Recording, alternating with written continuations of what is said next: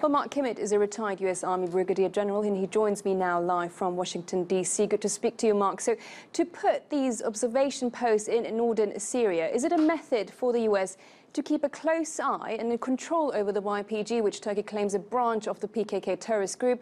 Instead of fighting Daesh entirely, they have been clashing with the Turkish military. This does show, though, they haven't had really full control over them, doesn't it? Well, it really does, but I think most important, it is an attempt on the part of the United States to try to separate the two sides. The focus ought to be on fighting Daesh. The focus should not be on the United States and Turkey disagreeing with the role and the status of the YPG. Well, in this case, considering that there will be 2,000 soldiers, troops there at the observation post, and the YPG has 50,000 militias, so this is a point where they've been disagreeing for now months. Yep. No, that's true. I'm certainly not sure about those numbers. Those numbers seem to be quite high. 50,000 YPG seems to be quite large number. But let's get back to the issue of the observation posts. The idea is we want to make sure that there is no clashing between the YPG and the Turkish forces.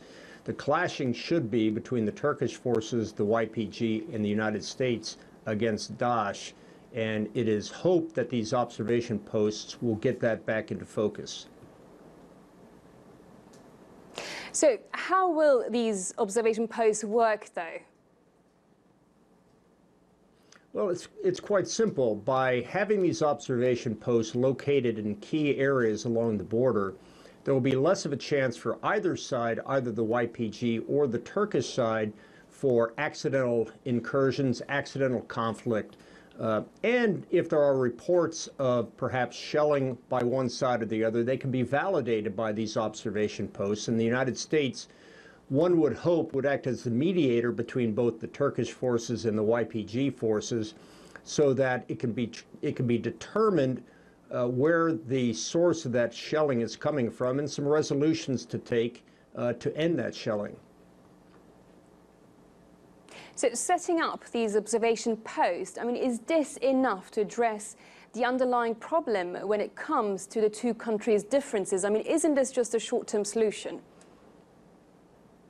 No, you're absolutely right. And this is a continual thorn in the side of both the Turkish government and the U.S. government, in so far that we can't come to a resolution on the status of the YPG. It has certainly been the case that Turkey has been very, very vocal about the YPG, who they consider to be a terrorist group, and the United States, who is using the YPG as effective fighters on the battlefield.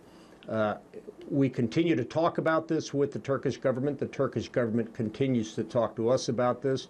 But I would say that at this point, there has been no major resolution on the status of the YPG, either on the battlefield now or for the future of the YPG post the ISIS fight.